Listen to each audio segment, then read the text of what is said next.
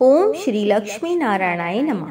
आज इस वीडियो में हम आपके लिए लेकर आए हैं कामिका एकादशी की व्रत कथा।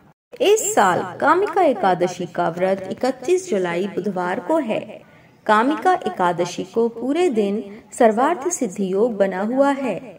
आप कामिका एकादशी का व्रत रखते हैं तो आपको पूजा के समय कामिका एकादशी व्रत की कथा जरूर पढ़नी चाहिए। कामिका एकादशी का व्रत हर साल सावन माह के कृष्ण पक्ष की एकादशी तिथि को रखते हैं। इस व्रत को रखने और भगवान विष्णु की पूजा करने से सभी पाप मिट जाते हैं और उसे जीवन के अंत में मोक्ष की प्राप्ति होती है। यदि आप कामिका एकादशी का व्रत रखते हैं तो आप व्रत की कथा अवश्य पढ़ें। इससे आपका व्रत सफल होगा और आपको उससे मिलने वाला पूर्ण फल प्राप्त होगा। तो भक्तों, आइए एकादशी की कथा प्रारंभ करते हैं। अर्जुन ने कहा, हे प्रभु, मैंने आषाढ़ माह के शुक्ल पक्ष की देवशनी एकादशी का विस्तार से पूरा वर्णन सुना। अब आप मुझे श्रावण माह के कृष्ण पक्ष की एकादशी की कथा सुनाने की कृपा करें। इस एकादशी का नाम क्या है, इसकी विधि क्या है, इसमें किस देवता का पूजन होता है, इसका उपवास करने से मनुष्य को किस फल की प्राप्ति होती है। भगवान श्री कृष्ण ने कहा, हे श्रेष्ठ धनुर्धर, मैं श्रावण माह की पवित्र एकादशी की कथा सुनाता हूँ, ध्यान पूर्वक श्रवण करो। एक बार इस एकादशी की पावन कथा को भीष्म पितामह ने लोकहित के लिए नारद जी से कहा था। एक समय नारद जी ने कहा, हे पितामह, आज मेरी श्रावण के कृष्ण पक्ष की एकादशी की कथा सुनने की इच्छा है, अतः आप इस एकादशी की व्रत कथा विधान सहित सुनाइए। नारद जी की इच्छा को सुन पितामह भीष्म ने कहा, हे नारद जी, आपने बहुत ही सुंदर प्रस्ताव किया है। अब आप बहुत ध्यान पूर्वक इसे श्रवण कीजिए। श्रावण माह के कृष्ण पक्ष की एकादशी का नाम कामिका एकादशी है।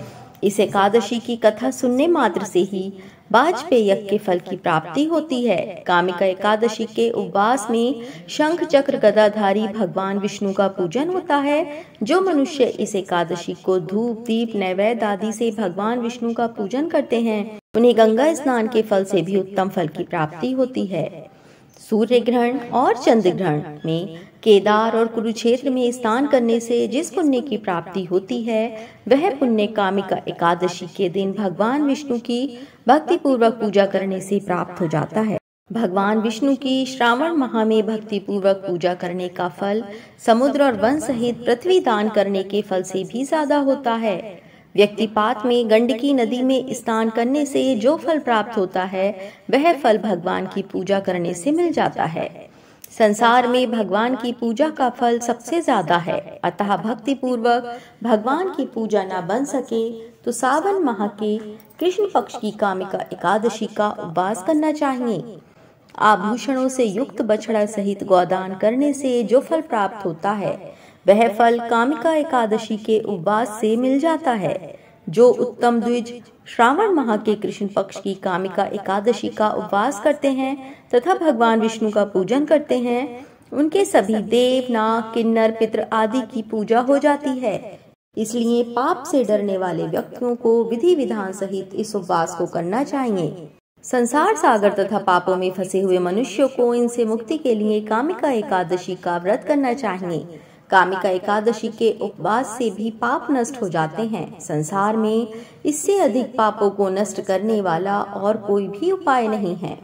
हे नारद जी, स्वयं भगवान ने अपने मुख से कहा है कि मनुष्यों को अध्यात्म विद्या से जो फल प्राप्त होता है, उससे अधिक फल कामिका एकादशी का व्रत करने से मिल जाता है। इस उपवास के करने से मनुष्य को न यमराज के दर्शन होते हैं और न ही नरक के कष्ट भोगने पड़ते हैं, वह स्वर्ग का अधिकारी हो जाता है। जो मनुष्य इस दिन तुलसी दल से भक्ति पूर्वक भगवान विष्णु का पूजन करते हैं, वे इस संसार सागर में रहते हुए भी इस प्रकार अलग रहते हैं, जिस प्रकार कमल पुष्प जल में रहता हुआ भी जल से अलग रहता है।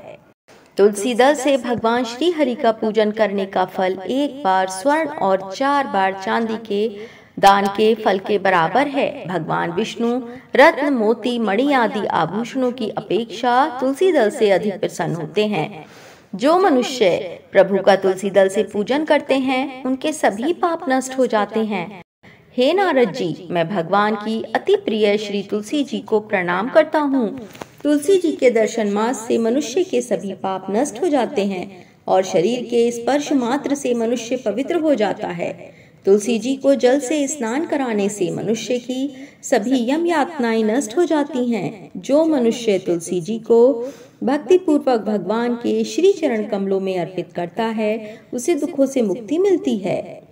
इस कामिका एकादशी की रात्रि को जो मनुष्य जागरण करते हैं और दीपदान करते हैं, उनके पुण्यों को लिखने में चित्रगुप्त भी असमर्थ हैं। एकादशी के दिन जो मनुष्य भगवान के सामने दीपक जलाते हैं, उनके पितर स्वर्गलोक में अमृत का पान करते हैं। भगवान के सामने जो मनुष्य घी या तिल के तेल का दीपक जलाते हैं, उनको सूर्य लोक में भी सहस्रों दीपकों का प्रकाश मिलता है। कामिका एकादशी का महत्व सुनाने के बाद में भीष्म पितामह को एकादशी व्रत कथा को विस्तार से सुनाया। एक गांव में एक वीर क्षत्रिय रहता था। एक दिन किसी कारणवश उसकी ब्राह्मण से हाथापाई हो गई और ब्राह्मण की मृत्यु हो गई। अपने हाथों मरे गए ब्राह्मण की क्रिया उस क्षत्रिय ने करनी चाहिए, परंतु पंडितों ने उसे क्रिया में शामिल होने से मना कर दिया। ब्राह्मणों ने बताया कि तुम पर ब्रह्म हत्या का दोष है। पहले प्रायश्चित कर इस पाप से मुक्त हो, तब हम तुम्हारे घर भोजन करेंगे। इस पर क्षत्रियों ने पूछा कि इस पाप से मुक्त होने के क्या उपाय हैं? तब ब्राह्मणों ने बताया कि श्रावण माह के कृष्ण पक्ष की एकादशी को भक्ति भाव से भगवान श्रीधर का व्रत एवं पूजन कर ब्राह्मणों को भोजन करा के सदक्षिणा के साथ आशीर्वाद प्राप्त करने से इस पाप से मुक्ति मिलेगी। पंडितों के बताए हुए तरीके पर व्रत कराने वाली रात में भगवान श्रीधर ने क्षत्रिय को दर्शन देकर कहा कि तुम्हें ब्रह्म हत्या के पाप से मुक्ति मिल गई है। इस व्रत के करने से ब्रह्म हत्या आदि के सभी पाप नष्ट हो जाते हैं और ही लोक में सुख भोग कर प्राणी अंत में विष्णु लोक को जाते हैं। इस कामिका एकादशी के महात्म्य के श्रवण व पठन सुनने से मनुष्य स्वर्गलोक को प्राप्त करते हैं। ओम श्री लक्ष्मी नारायणाय नमः। ओम श्री लक्ष्मी नारायणाय नमः। बोलिए श्री लक्ष्मी नारायण भगवान की जय। विष्णु भगवान की जय। भक्तों, अब आइए जानते हैं कामिका एकादशी व्रत की पूजा विधि के बारे में। इस एकादशी के व्रत की विधि दशमी से ही शुरू हो जाती है। इस व्रत को रखने वाले साधक को सात्विक भोजन करना चाहिए और अपनी वाणी पर नियंत्रण रखना चाहिए। एकादशी के दिन सुबह जल्दी स्नान कर लेना चाहिए। उसके बाद विष्णु भगवान की पूजा करनी चाहिए। पूजा में धूप, दीप, फल, फूल एवं नैवेद्य का प्रयोग करना उत्तम माना गया है। व्रत रखने वाले व्यक्ति को एकादशी की कथा अवश्य पढ़नी और सुननी चाहिए। भगवान विष्णु के मंत्र ओम नमो भगवते वासुदेवाय नमः का जाप करना चाहिए और विष्णु सहस्त्र नाम का पाठ भी आप कर सकते हैं। शास्त्रों के अनुसार इस व्रत को रखने वाला व्यक्ति अगर रात में जागरण करे तो उसे मोक्ष की प्राप्ति हो जाएगी। भक्तों, अगर आपको हमारी वीडियो अच्छी लगी हो तो वीडियो को लाइक और चैनल को सब्सक्राइब अवश्य करें।